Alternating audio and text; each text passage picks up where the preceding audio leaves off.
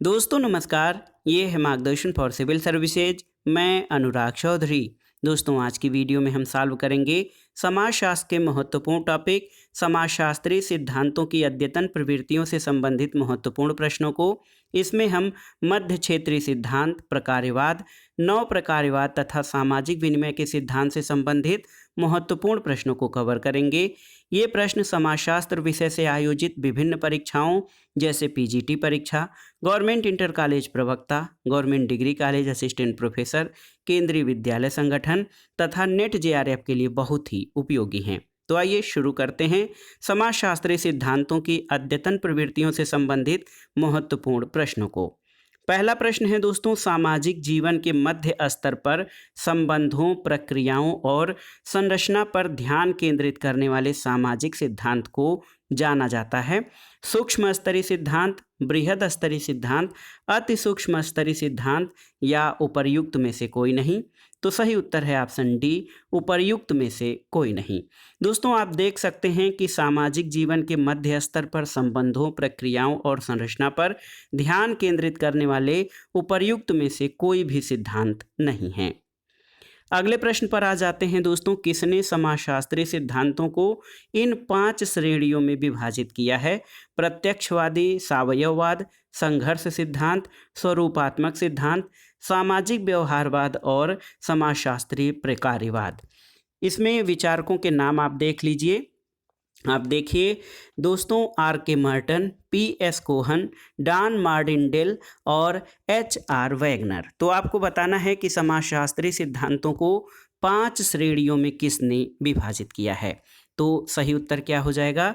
सही उत्तर ऑप्शन सी हो जाएगा। याद रखिएगा, डॉन मार्टिनडेल। दोस्तों डॉन मार्टिनडेल ने समाजशास्त्रीय सिद्धांतों को उपर्युक्त 5 श्रेणियों में विभाजित किया है और ये श्रेणियां हैं प्रत्यक्षवादी सावयववाद, संघर्ष सिद्धांत, स्वरूपात्मक सिद्धांत, सामाजिक व्यवहारवाद और समाजशास्त्रीय प्रकार्यवाद। अब आइए देखते हैं दोस्तों महत्वपूर्ण समाजशास्त्रीय सिद्धांत, मध्य क्षेत्रीय सिद्धांत से संबंधित महत्वपूर्ण प्रश्नों को, जो आपके परीक्षाओं के लिए बहुत ही उपयोगी हैं। देखते हैं दोस्तों, पहला प्रश्न है कि निम्नांकित में से समाजशास्त्र के मध्य क्षेत्रीय सिद्धांत के प्रणेता कौन हैं? ऑप्शन देखिए, Robert B अरिस्टिड, are K Marton, JC Alexander या एंथोनी गिडेंस। तो सही उत्तर क्या है दोस्तों? सही उत्तर है option B, are K Marton. याद रखिएगा, समाजशास्त्र में मध्य क्षेत्रीय सिद्धांत के प्रणेता आर के मार्टन हैं। और आप देख लीजिए, मिडिल रेंज थियरी के विचार का प्रतिपादन समाज विज्ञानों में सबसे पहले टी एच मार्शल ने 1946 में लंदन विश्वविद्यालय के डीन का पद भार ग्रहण करते हुए अपने उद्बोधन में किया था। बाद में इस विचार को ग्रहण करते हुए आर के मार्टन ने कहा कि मध्य क्षेत्रीय सिद्धांत तार्किक रूप से अंतर संबंधित ऐसी अवधारणाएं हैं जो व्यापक तथा महती सीमित क्षेत्र से संबंधित होती हैं। अगला प्रश्न है दोस्तों, मध्यवर्ती सिद्धांत की अवधारणा किसके द्वारा प्रतिपादित की गई थी? तो सही उत्तर है आर के मार्टन के द्वारा। तो याद रखिएगा दोस्तों, मिडिल रेंज थियरी या मध्यवर्ती सिद्धांत की अवधारणा समाजशास्त्र में आर के मार्टन द्वारा प्रतिपादित किया गया था। अगले प्रश्न पर आते हैं, किसने मिडिल रेंज थियरी की अवधारणा दी है? आपको बताना है। तो सही उत्तर है आर के मार्टन। दोस्तों मिडिल रेंज थियरी या मध्य क्षेत्रीय सिद्धांत की अवधारणा आर के मार्टन द्वारा प्रतिपादित किया गया है। अगला प्रश्न है, यही प्रश्न पूछा गया है, मिडिल रेंज थियरी या मध्य अधिसीमा सिद्धांत के प्रयोग का समर्थन किसके द्वारा किया गया है? T Parsons, Stephen Cole, R K Merton या एच स्पेंसर। तो सही उत्तर है आर के मार्टन। तो याद रखिएगा दोस्तों, मध्य क्षेत्रीय सिद्धांत के प्रतिपादक आर के मार्टन हैं। अब आइए दोस्तों देखते हैं समाजशास्त्रीय सिद्धांतों की अद्यतन प्रवृत्तियों में दूसरी प्रवृत्ति प्रकार्यवाद से संबंधित महत्वपूर्ण प्रश्नों को। पहला प्रश्न है कि समाजशास्त्र में प्रकार्यात्मक परिप्रेक्ष्य का प्रारंभ करने वाला विचारक कौन है? देखिए, R K Merton, Emile Durkheim, Radcliffe Brown या मैक्स वेबर। तो सही उत्तर है इमाइल दुर्खीम। दोस्तों आप देख सकते हैं कि समाजशास्त्र में प्रकार्यात्मक परिप्रेक्ष्य को प्रारंभ करने वाले विचारक इमाइल दुर्खीम हैं। उनका श्रम विभाजन या डिवीजन ऑफ लेबर का सिद्धांत इसी पर आधारित है। तो तो याद रखिएगा दोस्तों, इमाइल दुर्खिम ने समाजशास्त्र में प्रकार्यात्मक परिप्रेक्ष्य का प्रारंभ किया और उनका श्रम विभाजन का सिद्धांत इसी प्रकार्यवाद पर आधारित है। अगला प्रश्न है, प्रकट और अप्रकट प्रकार्य की अवधारणा किसने दी है? P Sorokin, T Parsons, Levi Strauss या आर के मर्टन? तो सही उत्तर है, याद रखिएगा, आर के मर्टन ने दोस्तों प्रकट और अप्रकट प्रकार्य की अवधारणा को प्रस्तुत किया है। वे पहले समाजशास्त्री थे जिन्होंने प्रकार्य और दुष्प्रकार्य के बीच अंतर स्पष्ट किया। और प्रकट प्रकार्य वे दृष्टिगोचर परिणाम होते हैं जो व्यवस्था में अनुकूलन या सामंजस्य बनाए रखते हैं और व्यवस्था में सहयोग देने वालों के द्वारा ये प्रकार्य मान्य तथा अभिष्ट होता है। अप्रकट प्रकार्य वे हैं जो न तो मान्य होते हैं न ही अभिष्ट होते हैं। और मर्टन ने प्रकट और अप्रकट प्रकार्य के बीच अंतर को स्पष्ट करने के लिए न्यू मैक्सिको के होपी इंडियंस के बीच पाए जाने वाले वर्षा नृत्य का उदाहरण दिया है। अगला प्रश्न है दोस्तों, प्रकट प्रकार्य और अप्रकट प्रकार्य का वर्गीकरण किसने किया है? तो ये हैं आर के मर्टन। अगला प्रश्न है दोस्तों, प्रकार्यवाद के अध्ययन में किसने प्रकट और अप्रकट प्रकार्य की अवधारणाएं प्रस्तुत की हैं? तो उत्तर है आर के मर्टन द्वारा दोस्तों प्रकार्यवाद के अध्ययन में प्रकट और अप्रकट प्रकार्य की अवधारणाएं प्रस्तुत की गई हैं। अगले प्रश्न पर आते हैं दोस्तों, ये प्रश्न बहुत ही महत्वपूर्ण है। आप देख सकते हैं कि वे अवलोकित परिणाम जो किसी व्यवस्था में अनुकूलन अथवा समायोजन लाते हैं क्या कहलाते हैं? देखिए, प्रकार्य, अकार्य, सामाजिक परिवर्तन या संचार। तो सही उत्तर है दोस्तों, वे अवलोकित परिणाम जो किसी व्यवस्था में अनुकूलन और समायोजन लाते हैं उनको प्रकार्य कहा जाता है। प्रकार्यवाद के समर्थक मर्टन ने प्रकार्य को परिभाषित करते हुए बताया है कि प्रकार्य वे दृष्टिगोचर परिणाम होते हैं जो व्यवस्था विशेष के अनुकूलन और सामंजस्य को संभव बनाते हैं और दुष्प्रकार्य वे अवलोकित परिणाम होते हैं जो कि व्यवस्था के अनुकूलन या सामंजस्य को कम करते हैं। अन्य महत्वपूर्ण तथ्यों पर जाएं तो मर्टन पहले समाजशास्त्री थे जिन्होंने प्रकार्य और दुष्प्रकार्य के बीच अंतर स्पष्ट किया है। आधुनिक समाज में सिर्फ इंटीग्रेशन या एकता के ही नहीं बल्कि बिखराव की भी प्रवृत्ति पाई जाती है। चूँकि मर्टन ने आधुनिक समाज में उन दोनों प्रवृत्तियों को देखा, इसलिए प्रकार्य और दुष्प्रकार्य का विस्तार से एक वैज्ञानिक विश्लेषण प्रस्तुत किया है। मर्टन ने प्रकार्य के 5 प्रचलित अर्थों की चर्चा की है। इसमें आप देखिए, प्रकार्य सार्वजनिक उत्सव या सम्मेलन के अर्थ में, प्रकार्य व्यवस्था के रूप में, प्रकार्य किसी सामाजिक पद पर आसीन व्यक्ति के कार्यकलाप या भूमिका के अर्थ में, गणित शास्त्रीय अर्थ में और व्यवस्था बनाए रखने में सहायक प्राणीशास्त्री या सामाजिक कार्यप्रणाली के प्रकार्य। मर्टन ने प्रकार्य को आत्मगत अनुभव यानी सब्जेक्टिव फीलिंग्स के रूप में समझना गलत माना है। उनके अनुसार दृष्टिगोचर वस्तुगत परिणाम ही प्रकार्य कहे जाते हैं।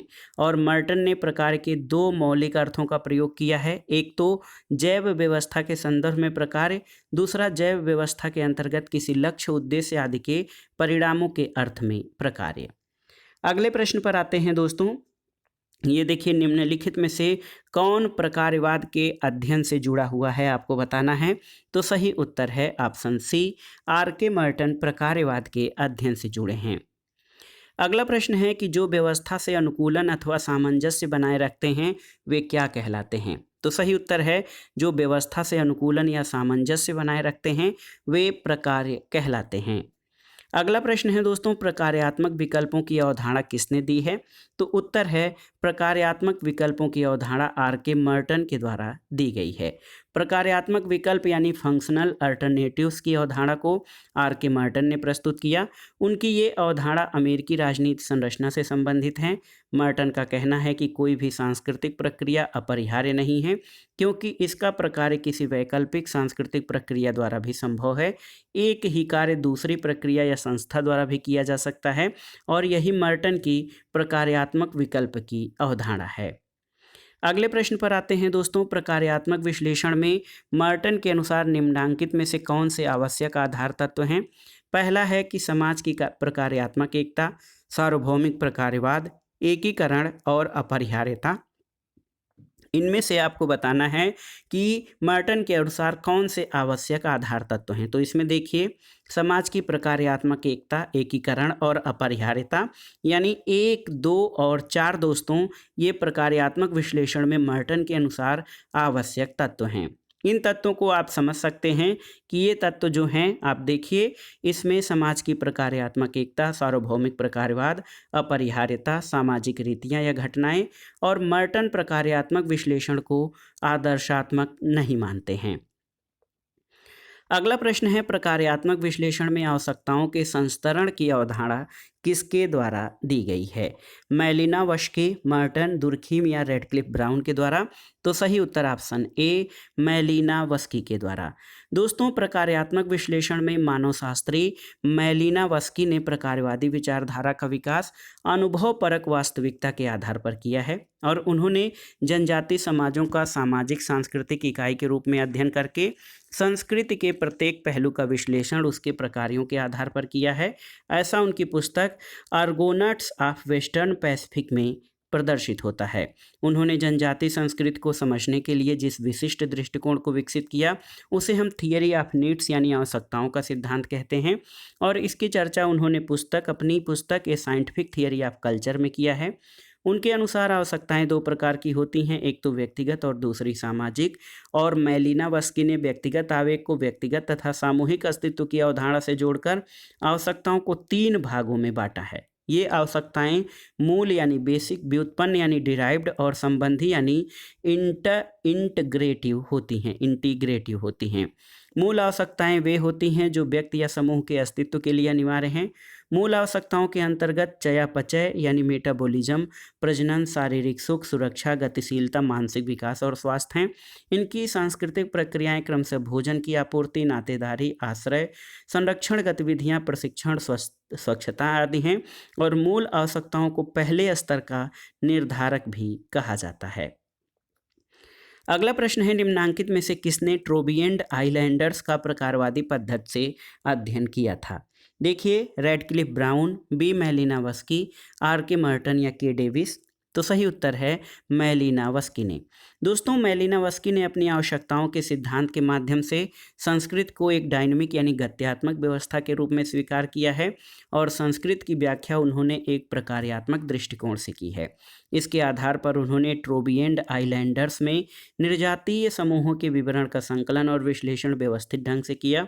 उनके प्रकार्यात्मक विश्लेषण को सैद्धांतिक अंतर्दृष्टि के विषय के संदर्भ में देखते हैं और मैलिनोवस्की ने प्रकारवाद को एक व्यवस्थित अवधारणा के रूप में विकसित नहीं किया, पर वे पहले मानवशास्त्री थे जिन्होंने फंक्शनलिज्म शब्द यानी प्रकारवाद शब्द का प्रयोग किया है। अगले प्रश्न पर आते हैं दोस्तों, निम्न सिद्धांतों में से कौन सा सिद्धांत स्थिरता की स्थिति पर विचार का पक्षधर है? मार्क्सवाद, प्रकारवाद, प्रतीकात्मक अंतःक्रियावाद या लोकविद विज्ञान? तो सही उत्तर है प्रकारवाद। दोस्तों, प्रकारवादी चिंतन का सबसे बड़ा दोष ये है कि ये व्यवस्था की अवधारणा में स्थिरता का भाव अधिक झलकता है। इससे सामाजिक परिवर्तन की अवधारणा स्पष्ट नहीं होती। प्रकारवाद की आलोचना इस आधार पर की जाती है कि सामाजिक व्यवस्था के उस पहलू पर आवश्यकता से अधिक जोर दिया जाता है जिसके परिणामस्वरूप स्थिरता और निरंतरता बनी रहती है। अगला प्रश्न है, निम्नांकित में से कौन समाजशास्त्री का संबंध प्रकारवाद के अध्ययन से जुड़ा हुआ है? देखिए, Auguste Comte, V Pareto, R K Merton या ई बोगार्डस? तो सही उत्तर option C, R K Merton. दोस्तों, आधुनिक समाजशास्त्र में संरचनात्मक प्रकारवाद को वैज्ञानिक आधार प्रदान करने का श्रेय आर के मर्टन को जाता है और मर्टन ने प्रकार्यात्मक विचारों पर मानवशास्त्री मैलिनोवस्की, रेडक्लिफ ब्राउन, क्लाइड क्लुकहान आदि का उल्लेखनीय प्रभाव है। और प्रकारवाद पर मर्टन का योगदान समाजशास्त्र की दुनिया में एक विशिष्ट महत्व रखता है। और गिडेंस का कहना है कि रेडक्लिफ ब्राउन और मैलिनोवस्की ने प्रकारवाद का प्रयोग जहां आदिम जाति के लिए किया था, वहीं आर के मर्टन ने इस सिद्धांत का प्रयोग विकसित और औद्योगिक समाज के अध्ययन के लिए किया था। उन्होंने मर्टन द्वारा दिए गए विश्लेषण को रेडक्लिफ ब्राउन और मैलिनोवस्की की तुलना में अधिक समृद्ध बताया है। अगला प्रश्न है, निम्न में से उस समाजशास्त्री को चिन्हित कीजिए जो प्रकारवाद सिद्धांत के समर्थक हैं। देखिए, Radha Kamal Mukherjee, G S Ghurye, M N Srinivas और ए आर देसाई? तो सही उत्तर है एम एन श्रीनिवास। दोस्तों, भारतीय समाजशास्त्री एम एन श्रीनिवास प्रकारवाद सिद्धांत के समर्थक थे। उन्होंने religion and society among the Coorgs of South India नामक पुस्तक में ब्रिटिश सामाजिक मानव विज्ञान में प्रभावी संरचनात्मक प्रकारवादी परिप्रेक्ष्य पर कार्य किया है। अगला प्रश्न है दोस्तों, सामाजिक प्रघटना को समझने के लिए निम्न में से कौन प्रकार्यात्मक उपागम को नहीं अपनाता है, आपको बताना है। जे अलेक्जेंडर, के डेविस, आर के मर्टन या जे हैबरमास। तो सही उत्तर है जुर्गन हैबरमास। दोस्तों, सामाजिक प्रघटना को समझने के लिए जुर्गन हैबरमास ने मार्क्सवादी उपागम को अपनाते हुए नौ मार्क्सवादी विचारधारा को स्थापित किया। जे अलेक्जेंडर, के डेविस और आर के मर्टन ने सामाजिक प्रघटना को समझने के लिए प्रकार्यात्मक उपागम को अपनाया है और हैबरमास ने नौ मार्क्सवादी उपागम को अपनाया है। अगला प्रश्न है दोस्तों, कौन प्रकारवादी सिद्धांत से संबद्ध नहीं है? B Malinowski, H Spencer, P V Young और ए आर ब्राउन। तो सही उत्तर है यंग यानी पी वी यंग। दोस्तों, पी वी यंग प्रकारवादी सिद्धांत से संबंधित नहीं है, जबकि मैलिनोवस्की, स्पेंसर और ए आर ब्राउन प्रकारवादी सिद्धांत से संबंधित हैं।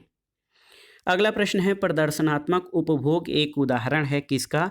प्रकट प्रकार का, अव्यक्त प्रकार का, सुकार्य का या दुष्प्रकार का? तो सही उत्तर है प्रदर्शनात्मक उपभोग अव्यक्त प्रकार का एक उदाहरण है। देखिए, प्रदर्शनात्मक उपभोग की अवधारणा टी वेवलन के द्वारा प्रस्तुत की गई।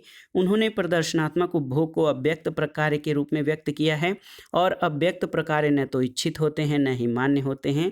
जब विलासी वर्ग जो होता है अपने धन को आवश्यक उपभोग के माध्यम से सार्वजनिक प्रतिष्ठा प्राप्त करने का प्रयास करते हैं जो आवश्यक नहीं होता है, फिर भी प्रदर्शन या दिखावे के लिए ऐसा किया जाता है और ये प्रदर्शनात्मक उपभोग का एक उदाहरण है।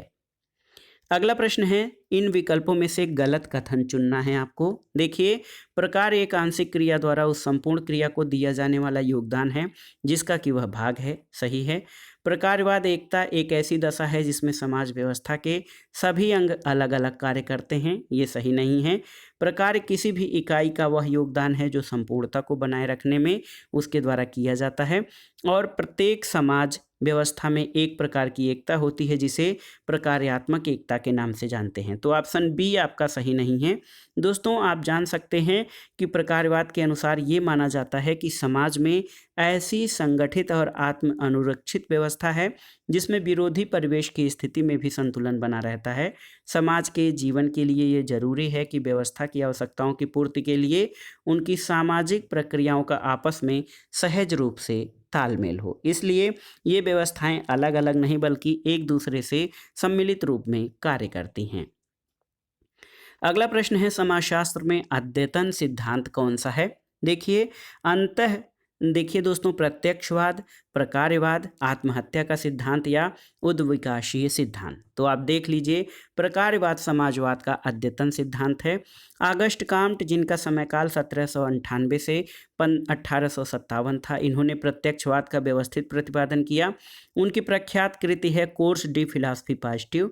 और डॉक्टर गोपाल यादव ने अपनी पुस्तक समाजशास्त्रीय संघर्ष में कहा है कि प्रकारवाद मूलतः पोलिश मानवशास्त्री बी मैलिनोवस्की द्वारा 1926 में अपने एक लेख एंथ्रोपोलॉजी में मानवशास्त्रीय तथ्यों के अध्ययन की दृष्टि से एक विशिष्ट पद्धति के लिए दिया गया नाम है। दुर्खीम ने अपनी कृति द सुसाइड का प्रकाशन 1897 में किया। इसमें उन्होंने आत्महत्या के 3 प्रकार बताए और सामाजिक उद्विकास की चर्चा मार्गन ने 1877 में आदिम और सभ्य समाजों के बीच अंतर स्पष्ट करने के लिए किया। हर्बर्ट स्पेंसर ने 1882 में डार्विन के सिद्धांतों के आधार पर समाजशास्त्र में व्याख्या प्रस्तुत की। तो इस प्रकार स्पष्ट है कि समाजशास्त्र में अद्यतन सिद्धांत फंक्शनलिज्म यानी प्रकार्यवाद है। अगले प्रश्न पर आते हैं, समाजशास्त्र का कौन सा उपागम सामाजिक व्यवस्था से यानी सोशल सिस्टम से संबंधित है? अंतःक्रियावादी, संघर्ष, प्रकार्यात्मक या सैद्धांतिक? तो सही उत्तर है प्रकार्यात्मक। दोस्तों, सामाजिक व्यवस्था प्रकार्यात्मक उपागम से संबंधित है और सामाजिक व्यवस्था में एक प्रकार की एकता होती है जिसको रेडक्लिफ ब्राउन ने प्रकार्यात्मक एकता का नाम दिया है और इसका तात्पर्य ऐसी स्थिति से होता है जिसमें सामाजिक व्यवस्था के सभी अंग समरसता यानी एक दूसरे से जुड़कर अनुकूलता के साथ काम करते हैं। अगले प्रश्न पर आ जाते हैं दोस्तों, बहुत ही महत्वपूर्ण प्रश्न है। यू फंक्शन और डिसफंक्शन की अवधारणाओं को किसने प्रस्तुत किया है? देखिए, T Parsons, B Malinowski, C W Mills और मैरियन जे लेवी। तो सही उत्तर है, याद रखिएगा, मैरियन जे लेवी ने यू फंक्शन और डिसफंक्शन की अवधारणाओं को प्रस्तुत किया है। यू फंक्शन एक शर्त या मामले की स्थिति है जो इकाई के अनुकूलन या समायोजन को बढ़ाता है या बनाए रखता है। डिसफंक्शन यू फंक्शन का निषेध है, यानी वे संदर्भ में एक घटना के अनुकूलन या समायोजन को कम करते हैं। प्रकारवाद के बाद आइए नौ प्रकारवाद से संबंधित महत्वपूर्ण प्रश्नों को देख लेते हैं। दोस्तों, ये समाजशास्त्रीय सिद्धांतों की अद्यतन प्रवृत्तियों में बहुत ही महत्वपूर्ण है, नियो फंक्शनलिज्म। अब आइए देखते हैं। पहला प्रश्न है कि नौ प्रकारवाद के समर्थक कौन हैं? जे Alexander, T Parsons, are K Merton या एम जे लेवी। तो सही उत्तर क्या है? ऑप्शन ए आपका सही उत्तर है दोस्तों। जे अलेक्जेंडर नौ प्रकारवाद के समर्थक हैं। आप देख सकते हैं कि अमेरिका में जेफ्रे सी अलेक्जेंडर यानी जे.सी. अलेक्जेंडर, जर्मनी में निकलास लोहमन और ब्रिटेन में मार्क्सवाद को संशोधित रूप में प्रस्तुत करने वाले जी.ए. कोहेन की प्रेरणाओं से नौ प्रकारवाद का जन्म हुआ। और अलेक्जेंडर ने स्पष्ट रूप में कहा है कि सामाजिक घटनाओं की व्याख्या का यह एक उपागम है जिसमें सामाजिक जीवन के उपेक्षित पक्षों पर ध्यान आकर्षित किया जाता है। और अलेक्जेंडर की गणना नौ वामपंथी मार्क्सवादी और नौ प्रकारवादी दोनों में की जाती है। अगला प्रश्न है दोस्तों, जे अलेक्जेंडर ने प्रकारवाद की प्रमुख कमियां क्या बताई हैं? व्यक्तिवाद का विरोध, रूढ़िवाद और आदर्शवाद, ए और बी दोनों या इनमें से कोई नहीं। तो सही उत्तर है व्यक्तिवाद का विरोध और रूढ़िवाद और आदर्शवाद। जे अलेक्जेंडर ने प्रकारवाद की ये दोनों ही कमियां बताई हैं। ऑप्शन सी आपका सही उत्तर है, ए और बी दोनों हो जाएगा। दोस्तों, अमेरिकन समाजशास्त्री जेफ्री अलेक्जेंडर को नौ प्रकारवाद का जनक माना जाता है। इन्होंने अपनी पुस्तक नियो फंक्शनलिज्म में नौ प्रकारवाद को प्रस्तुत किया है। नौ प्रकारवाद का संशोधित रूप है जिसे समाजशास्त्री जगत में एक सिद्धांत न मानकर केवल एक विचार माना जाता है। और जेफ्री अलेक्जेंडर ने प्रकारवाद की जो कमियां बताई हैं उनमें आप देख सकते हैं कि प्रकारवाद व्यक्तिवाद का विरोध करता है, समाज और संरचना को ज़्यादा प्रमुख मानता है, ये क्रिया पर अधिक बल देता है, सामाजिक परिवर्तन पर ध्यान नहीं देता, समाज का एक पक्षीय अध्ययन करता है और रूढ़िवाद और आदर्शवाद जैसी कमियां इसमें व्याप्त हैं। तो ये जे अलेक्जेंडर द्वारा प्रकारवाद की जो कमियां बताई गई हैं वो ये 5 कमियां हैं। अगला प्रश्न है दोस्तों, निम्नांकित प्रकारवादियों में से कौन नौ प्रकारवाद का प्रवर्तक है? Peter Berger, J C. Alexander, Ulrich Beck या फिर आर के मर्टन। तो सही उत्तर है जे.सी. अलेक्जेंडर। दोस्तों, अमेरिकी समाजशास्त्री जे.सी. अलेक्जेंडर या जेफ्री अलेक्जेंडर को नौ प्रकारवाद का प्रवर्तक कहा जाता है। अब आइए देखते हैं दोस्तों सामाजिक विनिमय सिद्धांत। सामाजिक विनिमय सिद्धांत ये समाजशास्त्रीय सिद्धांतों की एक नई प्रवृत्ति है। इससे संबंधित जो प्रश्न हैं उनको देख लेते हैं।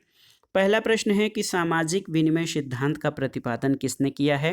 देखिए, मार्क्स, पीटर ब्लाउ, अल्फ्रेड शुट्ज या लेवी स्ट्रॉस के द्वारा। तो सही उत्तर ऑप्शन बी है, सामाजिक विनिमय सिद्धांत का प्रतिपादन पीटर ब्लाउ के द्वारा किया गया है।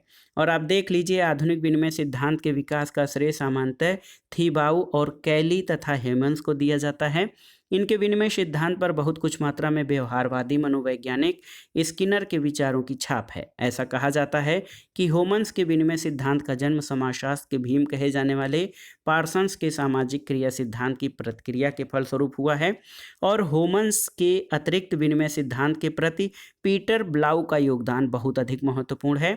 ब्लाउ का विनिमय सिद्धांत होमन्स से भिन्न है और होमन्स का सिद्धांत मनोवैज्ञानिक निर्धारणवाद से प्रभावित है, जबकि ब्लाउ ने विनिमय के संरचनात्मक पक्ष को उजागर किया है। ब्लाउ के अनुसार कर्ताओं के बीच बाह्य लाभों का पारस्परिक विनिमय अपूर्ण अथवा अनुपस्थित हो सकता है, जैसे कि हमें सत्ता संबंधों में देखने को मिलता है। अगला प्रश्न है, निम्नांकित में से कौन विनिमय सिद्धांत से संबद्ध है? George Simmel, George H Mead, George Homans या जॉर्ज लुंडबर्ग। तो सही उत्तर ऑप्शन सी, जॉर्ज होमन्स। दोस्तों, विनिमय सिद्धांत या सामाजिक विनिमय सिद्धांत से जॉर्ज होमन्स संबंधित हैं। अगले प्रश्न पर आ जाते हैं। ये प्रश्न है आपका, आप देख सकते हैं कि किसने सर्वप्रथम आर्थिक विनिमय और सामाजिक विनिमय में अंतर किया है? जे फ्रेजर, पी ब्लाउ, जी होम्स या बी मैलिनोवस्की। तो सही उत्तर है दोस्तों बी मैलिनोवस्की ने सबसे पहले आर्थिक विनिमय और सामाजिक विनिमय में अंतर किया है। दोस्तों बी मैलिनोवस्की प्रथम समाजशास्त्री थे जिन्होंने आर्थिक विनिमय और सामाजिक विनिमय में अंतर उस समय किया जब वे ट्रोबिएंड द्वीपवासियों के कुल विनिमय का अध्ययन कर रहे थे। अगला प्रश्न है निम्न में से कौन सा विनिमय सिद्धांत अध्ययन का केंद्र बिंदु है। तो विनिमय सिद्धांत के अध्ययन का केंद्र बिंदु क्या है? व्यक्ति, समूह, संस्था या राज्य। तो सही उत्तर है व्यक्ति। आप देख सकते हैं दोस्तों विनिमय सिद्धांत एक लाभ केंद्रित दृष्टिकोण या उपागम है जिसमें सामाजिक अंतरक्रिया को इस प्रकार से नियोजित किया जाता है ताकि अंतरक्रिया में जो सहभागी दोनों पक्ष हैं उनको पुरस्कारों के विनिमय द्वारा अधिकाधिक लाभ हो। दूसरों को लाभ पहुंचाकर उसके बदले में स्वयं के लाभान्वित होने की आशा ही विनिमय सिद्धांत का केंद्रीय विचार है। और इस सिद्धांत के अनुसार ये माना जाता है कि मानवीय व्यवहार का निर्धारण पुरस्कार और लागत के दो मूल तत्वों द्वारा होता है। यानी व्यक्ति स्वैच्छिक रूप से स्वयं को किसी व्यवहार में तब तक लगाए रखता है जब तक उस व्यवहार में लगने वाली लागत से मिलने वाला पुरस्कार अधिक हो।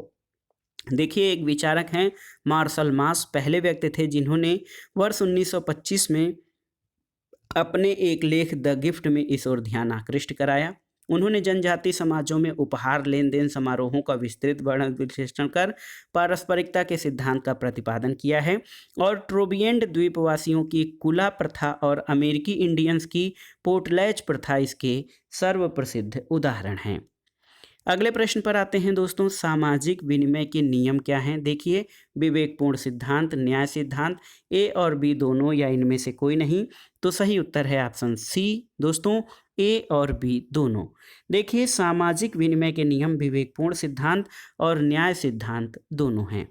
इस वीडियो का आखिरी प्रश्न है दोस्तों, वस्तु विनिमय प्रणाली एक विनिमय प्रणाली है जिसके रूप हैं सेवा के बदले सेवा, सेवा के बदले वस्तु, वस्तु के बदले वस्तु या उपर्युक्त सभी। तो सही उत्तर है दोस्तों उपर्युक्त सभी। अगर आप वस्तु विनिमय प्रणाली को देखें तो ये विनिमय का सीधा रूप है और इसमें वस्तुओं के बदले वस्तुएं, सेवाओं के बदले वस्तुएं, सेवाओं के बदले सेवाएं या बिना मुद्रा के माध्यम के विनिमय किया जाता है। तो वस्तु विनिमय प्रणाली एक विनिमय प्रणाली है जिसके ये सभी रूप हो सकते हैं। तो दोस्तों ये था आज का वीडियो। समाजशास्त्रीय सिद्धांतों की अद्यतन प्रवृत्तियों से संबंधित महत्वपूर्ण प्रश्नों को आपने इस वीडियो में अध्ययन किया। इसमें हमने मध्य क्षेत्रीय सिद्धांत, उसके प्रवर्तक, प्रकारवाद, नवप्रकारवाद और सामाजिक विनिमय के सिद्धांतों से संबंधित महत्वपूर्ण प्रश्नों को कवर किया जो आपके आगामी परीक्षाओं के लिए बहुत ही उपयोगी हैं। आप इन प्रश्नों को तैयार कर लीजिएगा।